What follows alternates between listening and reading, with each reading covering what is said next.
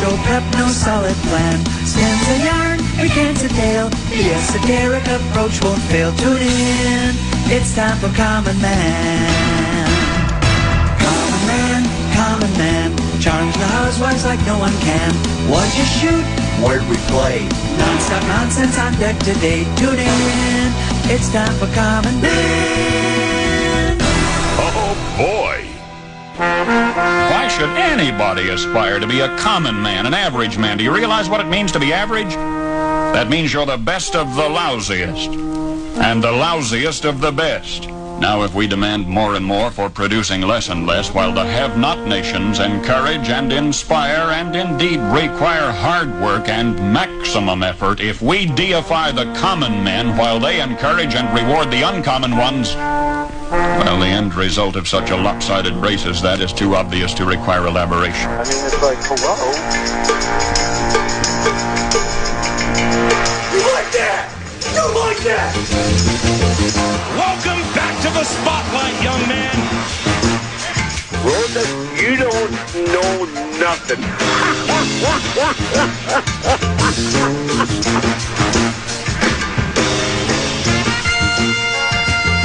Enjoy the season. We didn't lose because of the play call. We didn't lose because we chose to run the ball. We didn't lose because of anything. We didn't lose because of the zebras. We lost because we didn't make one more play. If we make one more play, including the last play of the game, we win the game. But we didn't win the game. Because why? Because we chose to run the ball, not throw it, because some yahoo wants me to throw the effing ball. We lost because we didn't make one more play.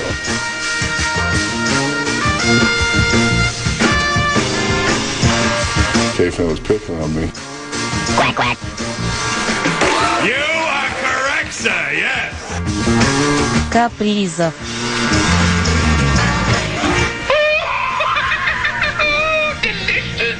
Yeah, Rosie. Lucky. You just have to draw your own conclusions, people. Do you think that's some information I would like to know?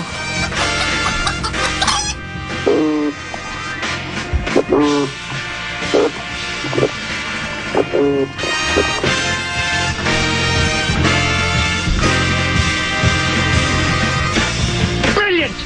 Genius, idiot, moron, imbecile. What a Morris. I resemble most of those remarks.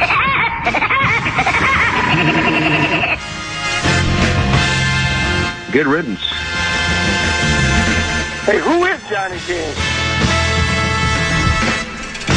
All the defensive backs covering are just atrocious today for the Minnesota Vikings. He's the clown from Brown. He's the fourth in the North. This is the Common Man, Dan Cole. Have you ever been just despondent about your golf game? Most times. But I mean, really despondent, where you're just actually depressed and almost in tears, or doesn't it affect you that? Do you always say, I'm Elmer J. Fudd, I own a mansion in Yacht, I have 3 lovely children, a wife, I have my dog that I love, and I have a great job. My career. But, you have so many other things going for you. You got your old man hockey and your master control supervisor and so many other wonderful things that it's just like, yeah, it's not fun to play mediocre golf, but I'm all right with it. I get despondent. Literally despondent. I was despondent today. It's like, no! For somebody who plays as much as me, there are moments where it doesn't look like you've ever swung a golf club in your life.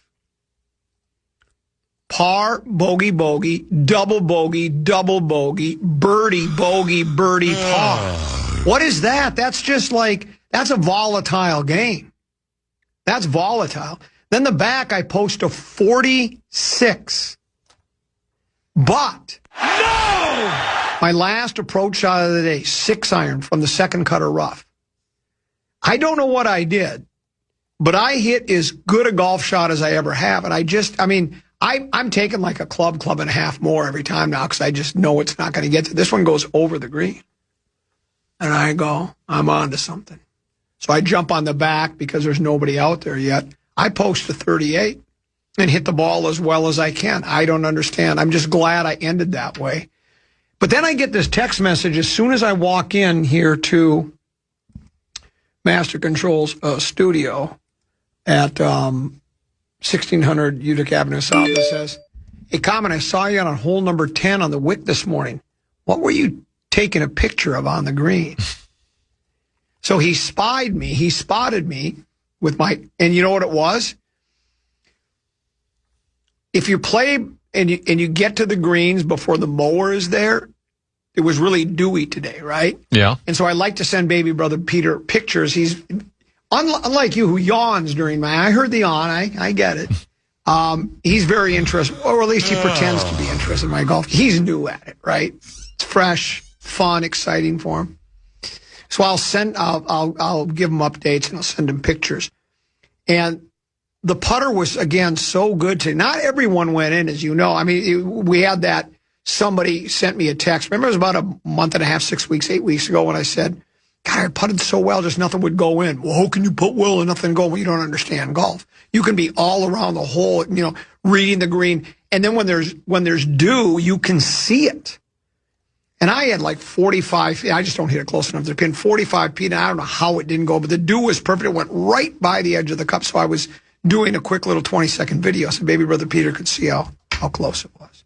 So I don't know what you're going to see on Sunday, Tennessee. I don't know what you're going to see on Sunday. Well, I know what I'm going to get from you. I know you're probably not going to have a great overall score because you don't play often enough.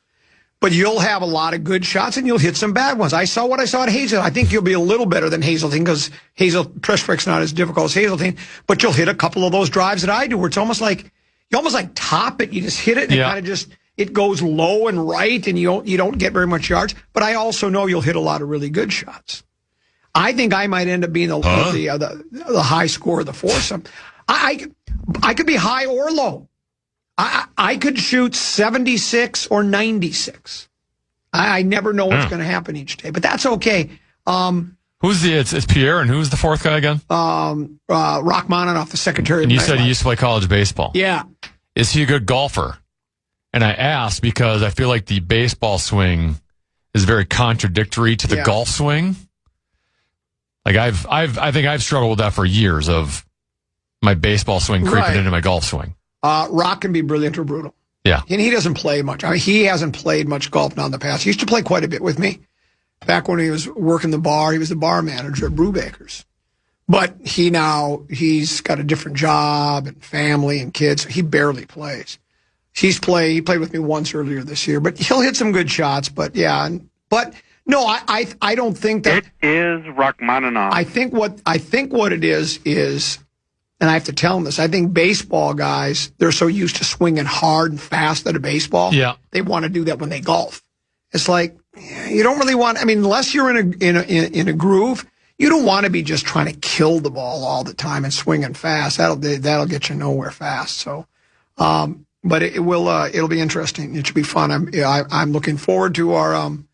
We'll spend 6 days a week. Unless, are you off tomorrow? It's a company holiday. Yeah, you're off tomorrow. I am? Yes. It's supposed to be best of. I put together best of. On the calendar, it says best of Common. Does it really? Yeah. I was planning to come in. This is when you were a kid, did your parents ever, it's a contradiction. Oh, by the way, I'm going to do a Christmas thing. And if you have kids in the car, mute it for a couple seconds. 3, 2, 1. My parents had let us open one present on Christmas Eve. And they're kind of like, well, where did we get that one? Santa must have come early, right? But this is like Christmas early. I thought, now I have to work Saturday. Seriously, I thought we were working tomorrow. This is so fun. Say, if you are working, I'm going to be pretty bitter about it because I spent time to put best of. No. Well, you know what? If I had planned to work, and I found out you put best of together, I'd back out of work. Yeah, well, I guess I had planned to work. The beauty is I know you'd already had tomorrow's show so much structured and planned that you can take some of that and put it in today's show. Just jam-pack it in. Okay.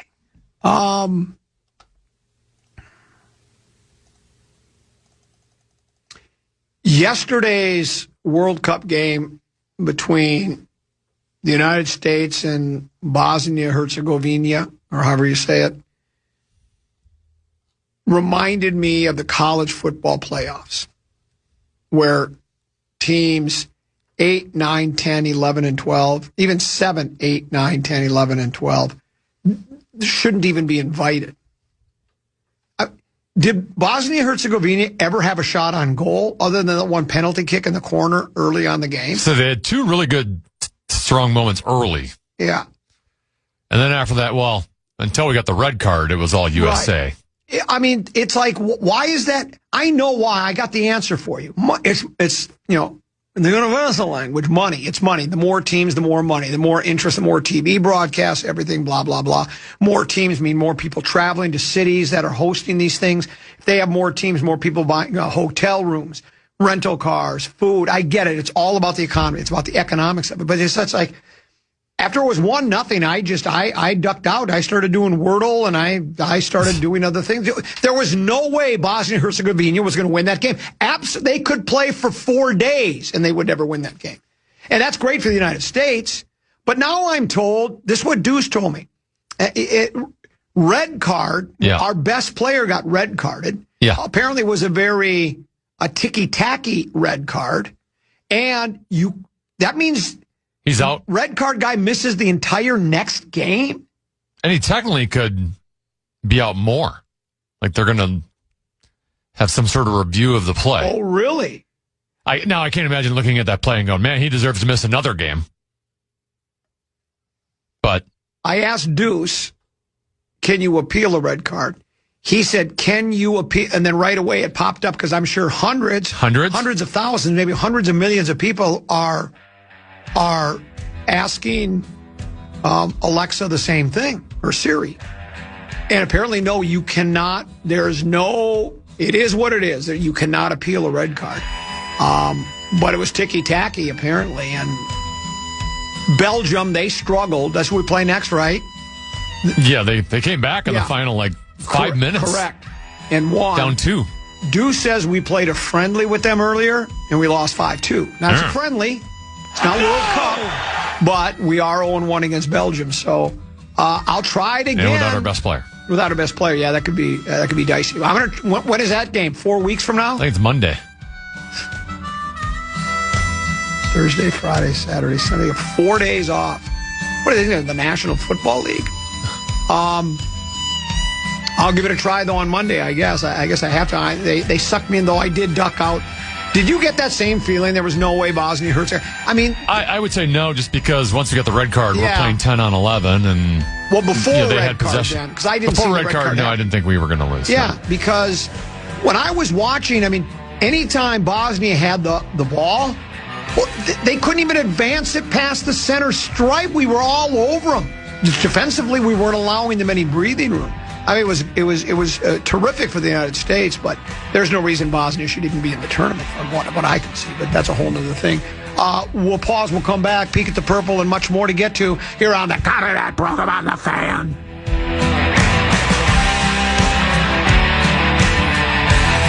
The Common Man. Your voice heard on the Bradshaw and Bryan text line. Let us know what you have to say by texting your message to 64686. That's 64686. Standard message and data rates apply. Nothing from nothing is nothing. Nil from nil is nil. Little World Cup flavor there for you. There ain't no Wolves. There ain't no Viking stuff to talk about. Other than I do want to get back to the gauging the Alec Lewis thing with the Vikings. We never got through the survey. Said they're asking Viking fans questions. How do you feel about the quarterback? How do you feel about the coach? You know, and they're basically multiple choice. 1, you think we ought to blow the whole franchise up. 5, you think, do you like parades? We'll get back to that. We'll do Wink at the Wild, or Whiff of the Wild, whichever you prefer, brought to you by our friends at Affordable Electric. Minnesota summer storms can cause some serious electrical damage, from lightning strikes to damaged service masts. You know what a service mast is, Tennessee? I don't either. That's why I rely on Affordable Electric. And power surges, too. If something doesn't seem right after a storm, do not ignore it. Let that be a word of the wise. Affordable Electric provides safe, code-compliant storm damage repairs across the entire Twin Cities metropolitan area, the 7-county metro. 612-331-VOLT, 612-331-VOLT, or affordable-electric.com. Affordable-electric.com. Affordable Electric is shockingly affordable. Well, it's a done deal, Teneby. The Minnesota Wilds have traded Jake Middleton. Is that correct? Yes. Middleton and is it? You said I just saw it. A second, a third, and a fourth in future drafts. Okay. And then what do we get in return? 2 players? We're getting, 2 players forward. Blake Coleman, defenseman Oli Mata. Oli Mata. Can you break it down? Your thoughts? Grade the trade. Grade the trade. Well, first on the Wild side of things, Jake Middleton, had a pretty good run here. That was a pretty good trade for Bill Guerin at the time. Acquired him from San Jose, didn't have to give up a whole lot, and Middleton was a solid player here, and had stretches where he was playing in a top 4 role, playing on a pairing with Jared Spurgeon. This past season, once they made the Quinn Hughes trade, pushed Jake Middleton down a slot and became a third pairing defenseman. And I thought during the regular season, he played well. Okay, I thought he was fine. Once he got into the playoffs, specifically the Colorado Avalanche, Middleton's got some size to him. He's not the greatest skater, and he got pretty exposed pretty badly against the skating team in Colorado. Okay. Turned the puck over like crazy, especially in game 1 of that series, and just could not defend. And obviously they didn't have Jonas Brodin, so Middleton was forced up into a top 4 role for you. I think ultimately on a Stanley Cup team, he's probably more a third pairing D than a second pairing D. And, when I was doing the Tenant Fitzgerald a week or 2 ago and I had Gorgon, I talked about, if we're going to go out and get a Dylan Larkin type or someone else that's going to be bringing it, like we're already tight against the salary cap, we're going to have to move salary out of here. And Middleton was kind of the name I throw at the most. And it's mostly just because Quinn Hughes is about to get paid a whole lot of money. Brock Faber's making over $8 million. Kaprizov's contract kicks in, right? Yeah, that kicks in this year. I'm mostly just talking about the defensemen, though. Oh, I see. Okay, yeah. I'm sorry. Jared Spurgeon is making $7.5. Okay. Jonas Brodin's making $6. Middleton at $4.5 million. Like, you just can't pay when you're already tight against the cap. You can't pay a third pairing defenseman $4.5 million. So they at least got that out, and for the guys you're acquiring, Blake Coleman's just a solid, kind of versatile, can do everything kind of player. He's very dependable defensively. He's great on the penalty kill. He's a wing, but he can play center occasionally for you. He has that versatility to him. He's kind of thought to be more of a middle 6 that, if you need a guy to jump up on an offensive line, he can. If you need him to play on a checking line, he can do that. And Calgary's taking half his salary. Now Blake Coleman is 34 years old, so he's getting up there in age as well, but hasn't shown a whole lot of signs of falling off yet. And maybe him coming here and playing with some better players, because Calgary was not a very good team, maybe he does have more success. Amada's just a purely defensive defenseman. Okay. But he'll be on your third pair, or he'll be your 7th defenseman. You're going to have Damon Hunt, and they just re-signed Zach Bogosian yesterday. Not afraid to block a shot, Mata. He'll go down, right? Yeah, I mean, he's a typical third. I think he's kind of a Middleton replacement, at a little bit less of a salary. Did you say it was Brett Coleman? Blake. It almost sounded like you were kind of describing yourself. You can think about it. You can interim produce. You can jump in the big chair when needed. You can be master control supervisor for the Vikings. You can put together and host program password. I was going to say you can put together the preposterous statement term, but that's the preposterous statement term committee that does that. So I guess you're really not involved in that. But so you can do a lot of different things. You wear a lot of different hats. Trying to think who you would be. You would be more like a Thomas Vanek. Lazy, uninterested. Extremely talented. But really lazy. But, doesn't give it his all the time. Really? But like Thomas Vanek at his best is, unmatched. Now let me ask you this: unmatched and what does Barrero say about me? Remember when he said that thing about me about for his blah blah blah? It is unmatched and I didn't untouched and unmatched. Yeah, I didn't know he the common man. I never thought that highly of him. For opinion, for fun, for its lightning rod positioning that it is in, it's still untouched and unmatched. I had no idea he thought that highly of me. Because he's never said it to my face, but that's how highly he thinks of me. Do you ever think that I'm trying to make it appear I'm putting no effort into it, but I'm trying as hard as I damn well can? No, I haven't thought about that. But you might want to consider that I'm trying to make it seem like it's just loosey-goosey flying by the seat of his pants when it's all really diligently prepared. I don't believe it either.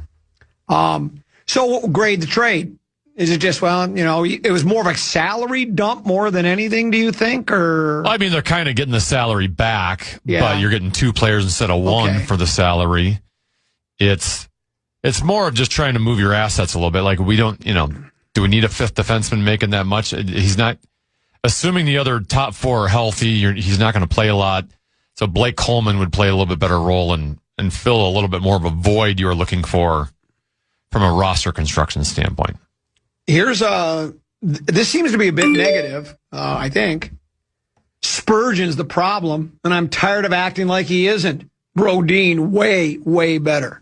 Is Spurgeon the problem, and is Brodin way, way better? Or could you make that argument? Is he going over the top on Spurgeon being a problem and Brodin way better? Or could you say Spurgeon has issues and Brodin's probably better? I don't think Jared Spurgeon's a problem. Is he the perfect player? No. I guess the question with Jared is when you get into the playoffs, because he is so small, can he play the proper style of play? Spurgeon did not do well in the Colorado series, but he was also paired up with Middleton. I mean, there's a big difference between Middleton and Jonas Brodin as your partner. Brodin can't stay healthy all the time. That's half his problem. Okay. But yeah, I mean, Brodin is, better defensively. He's also got a more favorable contract. Because I'm not paying as close attention to the National Hockey League as I once did, I didn't really recognize a lot of the names, but it's been busy, right? Since free agency started, or not really? Oh, I should also mention the Wild they re-signed Nick Foligno today. Oh, okay. So Foligno brothers are back. Okay. And they also just signed in free agency 1 year, $1.6 million to Maxim Shabanov. Who I don't know a ton about other than he's played 1 year in the NHL. He lit it up in the KHL for years. Okay. I've seen a highlight video of him. He's very skilled. He's on the diminutive side. Okay. He's like 5'8". Okay. So that's Shabanov. I guess it's a cheap contract that maybe will pay dividends. But are we sure? Interesting. Are we sure it's pronounced Shabanov? It says in the email. Okay. Well, it says SHAB all in capitals. Is that Shab or Shab? Is the car a Saab or a Saab? It's a Saab, S-A-A-B. It's got S-H-A-B, and then it's got U-H, so and then N-A-W-B, Nav. But is that Shabanov or Shabanov? I don't know. I like Shabanov better. We better Shabanov off to break. Well, okay. And were there any... I thought I saw some... It's been busy, though, across the league as far as free agency and trades. Oh, yeah. No, I mean, yesterday's the first day. So Ovechkin just re-signed today with Washington. Okay, very good. With Washington. We might dip our toes into the NHL free agency and trade waters a little bit later, but right now we'll take a break and we'll come back with more on the Common Man program on the Fan. The Common Man. Celebrate America's 250th with KFAN and $250,000 in cash.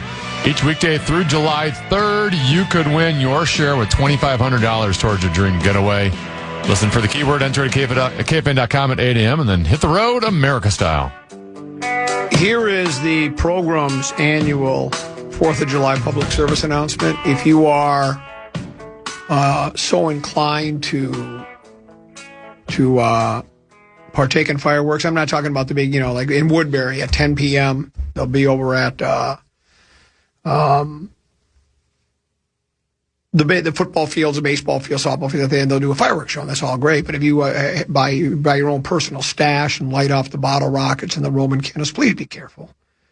Don't be stupid. Lock your car, take your keys. Don't let a good boy go bad. We'll do it on Monday. We're not reveling in it by any stretch of the imagination, but I guarantee you will see half a dozen to a dozen stories, ones that are reported, where guy blew his hand off, guy blew his foot off, guy lost an eye. Guy got killed because, and I don't know this for a fact, but my guess is in many instances in fireworks accidents, alcohol is probably involved as well. Like if you have a bottle rocket, if you have a Roman candle, don't hold it in your hand and light the fuse and let it. Don't do that. Well, why do you want to do that? I mean, tend to be, if you buy a. All right, look, I've used this example before.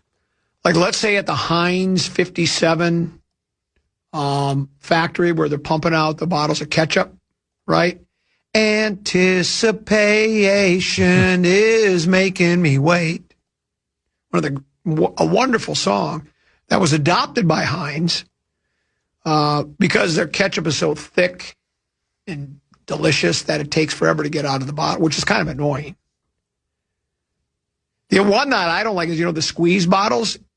After it's been opened once, if you turn it over and squeeze out, water comes out from water. So you got to make sure you shake liquid, it. Yeah, that's yucky to me. But as they're coming down the conveyor belt, they're slapping the labels on. Every once in a while, a label will be backwards, just the way it is. Just it's no harm, no foul, right? It's just if you want to read the ingredients list, make sure the bottle's not open, because then as you turn it over to read the ingredients, maybe it would be okay with Heinz ketchup because the ketchup would take a long. You would probably notice the ketchup bottle was upside down before the ketchup started to leave the bottle, to exit stage left. But so there's always going to be one label that just goes on wrong. Same thing with the fireworks. There's going to be one fuse that just and boom, it goes off. The fuse looks really long, but sometimes you touch that fuse with the flame, and it immediately it's gone, and then it's going to blow up in your hand. Jason Pierre-Paul, didn't he in a fight? Wasn't that a fireworks accident? Yeah. Where he matter of fact, I think Three Fingers Mordecai Brown, pitcher, had a fireworks accident as well, and that's why they call him Three Fingers.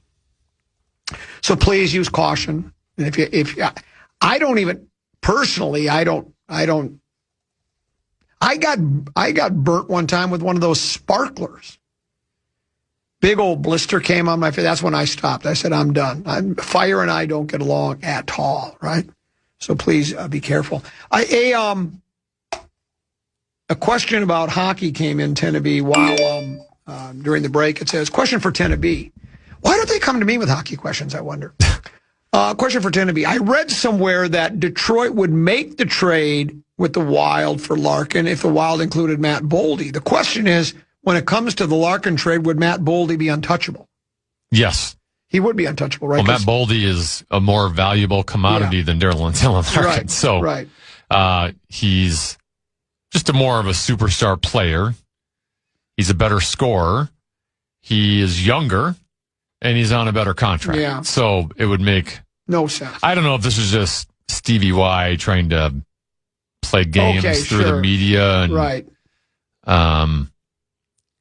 So I don't know the purpose behind it, but the Wild are not trading Boldy. Yeah. Unless it's Dylan Larkin and some other player in Detroit who's so much better, right? Yeah.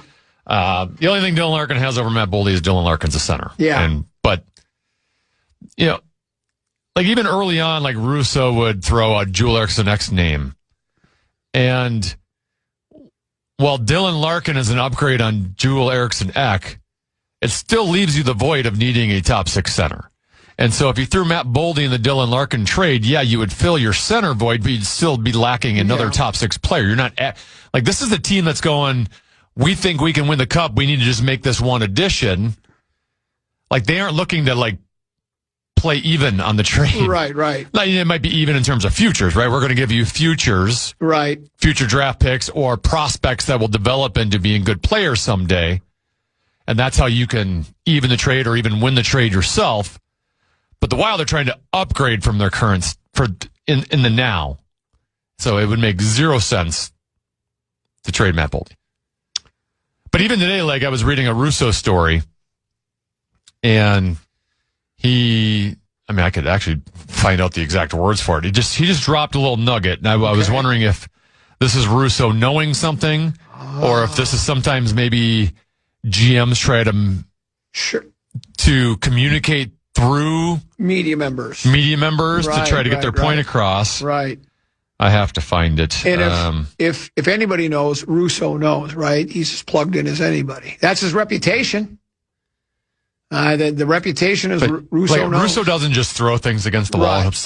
But in one of his stories today at The Athletic, Russo wrote, "The summer is far from over, and the Wild believe they are still in the mix for Larkin and who knows who else."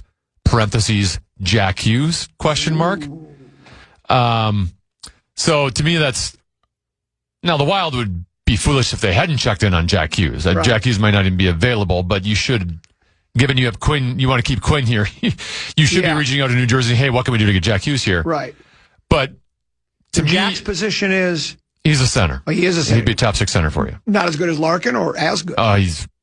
He's more skilled than Larkin, and he's younger. Well, that's what we should be doing.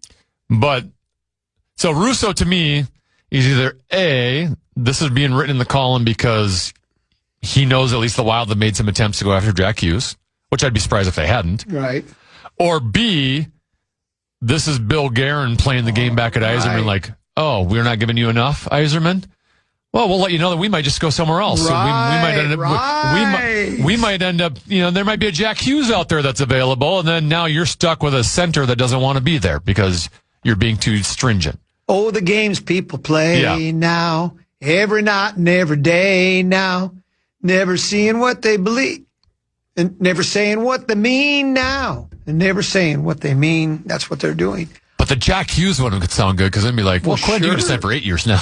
We got Jack here. Yeah. Let's extend Jack while we're at it. I don't know if we're eligible to do that yet, but. Quinn, Jack, Kirill, Boldy, let's go. Let's go. Boldy, Brock, Jewel. We briefly touched on this topic, Tenby, and maybe we should sink our teeth into it a little deeper, and not for anything sinister. But Randball touched on it as well yesterday. Kevin O'Connell and Diana Russini headline is one the Vikings didn't need. That little sub-headline or whatever they call it in the newspaper business says, a report this week showed how former NFL insider Diana Russini used text messages with Vikings coach Kevin O'Connell to get out of a traffic ticket. Pulled over. Everybody knows her story. She was a very highly... as far as insiders go in the NFL, she's right up there with your Pelisseros and Schefters and Rappaports. And your Rappaports. Thanks. You always remember the names, and I don't. She was right there. And then it sounds like I don't think anybody knows for sure. Nothing's been admitted. Both of them denied anything, any hanky panky. But the pictures that were taken apparently that the coach of the Patriots. The hell's his name? Vrabel. Vrabel and Russini might have been a little bit friendlier than maybe people thought they should be. And this one, there's nothing untowards in regards to that. It just says an anecdote in a long New York Times article about Russini relate how on a podcast appearance she talked about how she used access to an NFL coach to get out of a traffic ticket for being on her phone while driving. That was O'Connell. We learned this is Randball's words. We learned from body cam footage of the traffic stop, first reported by the Center Square. While it doesn't seem at all that KOC did anything wrong, the revelation is interesting on a number of fronts. In the video, we learned that the officer who pulled her over New Jersey is a Vikings fan. Unfortunately, he adds for good measure, as any long-suffering Vikings fan will do. Upon hearing that Russini pulls out her phone and shows him some text messages she had exchanged with O'Connell, presumably to try to help her get out of a ticket. It worked, by the way. National writers and local beat writers are often in text-based conversations with coaches they cover, so there's nothing strange or untoward about this, but it does raise questions about how much information KOC was sharing with Russini. For instance, the traffic stop came on Jan 19, less than 2 weeks before Kwesi was fired. Russini was heavily involved in breaking news on that story. Was O'Connell painted in a favorable light in that story because he was giving Russini information? That's how things work a lot of times with insider media culture. And then there was there was that part of that where she said to O'Connell, "But you have a terrible quarterback or an awful quarterback or whatever." It goes back to what I've talked about forever, and I don't mean this tongue in cheek. This is true. Back in the olden days, media and owners and coaches, they weren't that friendly. It was like you're reporting the facts, and the idea of the Joy Buzzer beer can and stuff like that. It's like, so because it's just human nature. If you're friends with somebody, I just don't think, or at least, because these seems like these people get along. I don't know if you would even consider them friends. They're certainly, they're not acquaintances. Yeah, but like they're in the one's in football. There's media and they're covering football. So business associates. I don't even know if that is the right way to say it, but one needs the other, right? I mean, media people, and they need it. I just don't like the idea of texting and talking more than most people know and that's how you get some inside information, but how friendly does it get? And then do media people protect coaches? Do they protect players? Do they protect owners and general managers and not tell the truth, the whole truth, or even some semblance of the truth? And then, will their critiques of these people be colored by the relationship they have? I really like that, but get information from them. They're a good person. We've even had a drink together at the bar. I don't have anything bad to say, even if I think Kevin O'Connell or Mike Vrabel or any coach is a terrible coach. Trevor needs to go. They got to go. And then it's hard to write that. It just is, right? If you feel like you have some kind of a personal relationship, and I don't know if these are personal, but when you're texting and talking, I don't know. I don't think any of us have access to those conversations that they have between each other. And like Rand Ball says, that happens all the time. I know there are people that have worked at this station that have been very close to coaches and players. They look lonely. You text and talk more than most people know. I always love that. So how much does that? Is that what I'm? Do you see? Am I making sense? Yeah. I mean, and I don't know. I don't think there needs to be an adversarial relationship.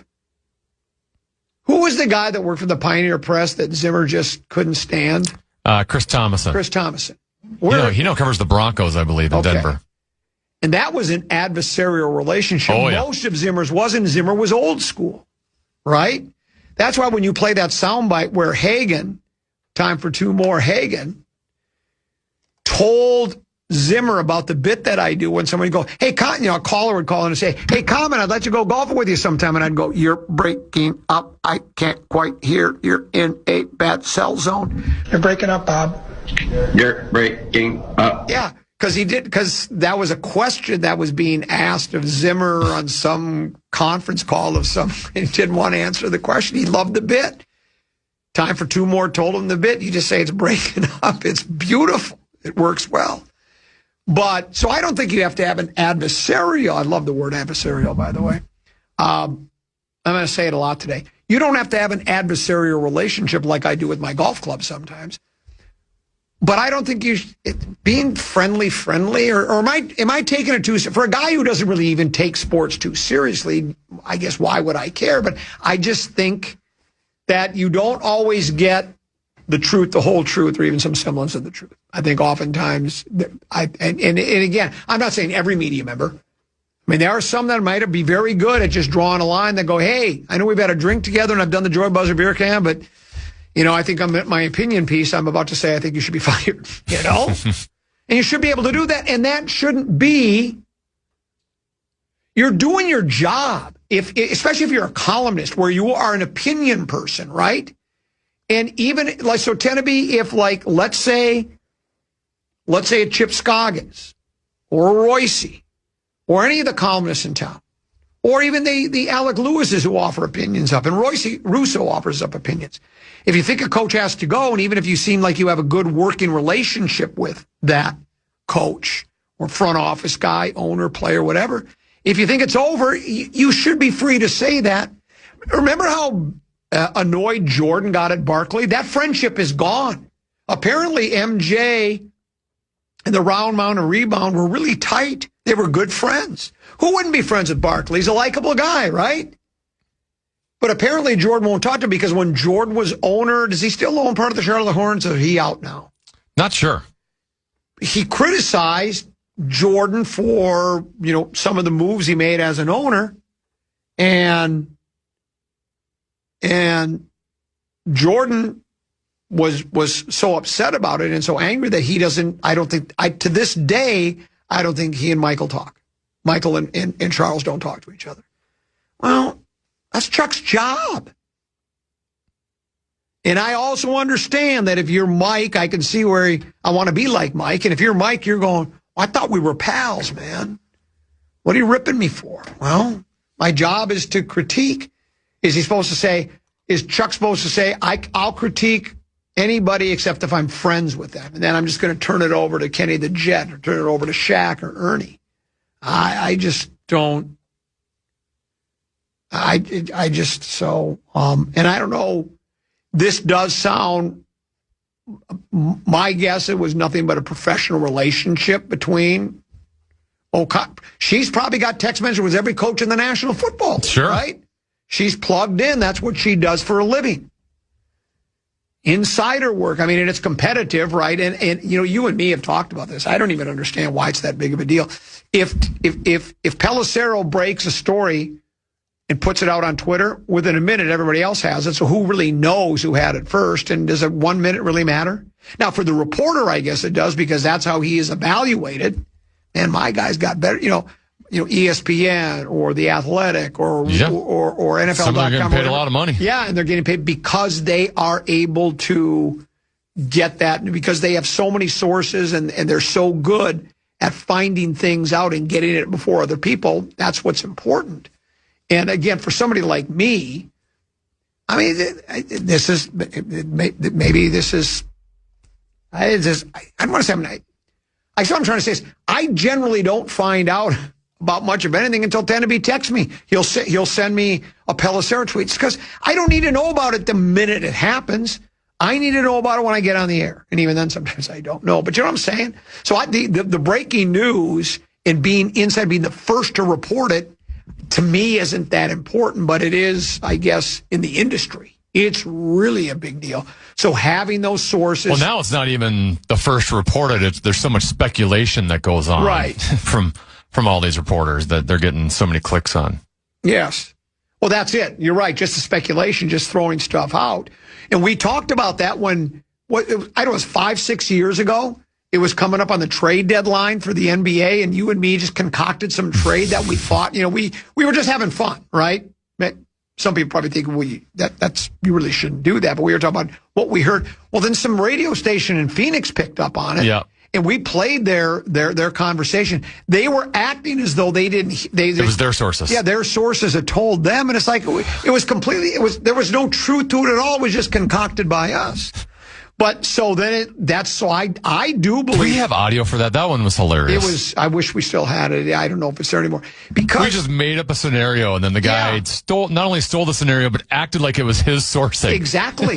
and that's why, that's important. And you're right. So that when you throw that stuff out there, and I do believe there are probably members of the media who do that on a regular basis, where they'll say, my sources say, Because, like, tend to be, if it doesn't come to fruition, let's say I hear that my sources tell me Larkin's on the way, that they've cut a deal and it's going to be this guy and this guy for Larkin. And then if it doesn't happen, I can just say, well, I guess my source was wrong.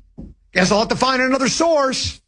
And I can't reveal my source because I don't have to reveal my source. So that's why until it actually goes down, the speculation. But it's fun because we deal in speculation is what we do. Matter of fact, I've got some speculation right now. You're going to mention the Twins sometime in your 534. I am. See? Also, a fan favorite says farewell.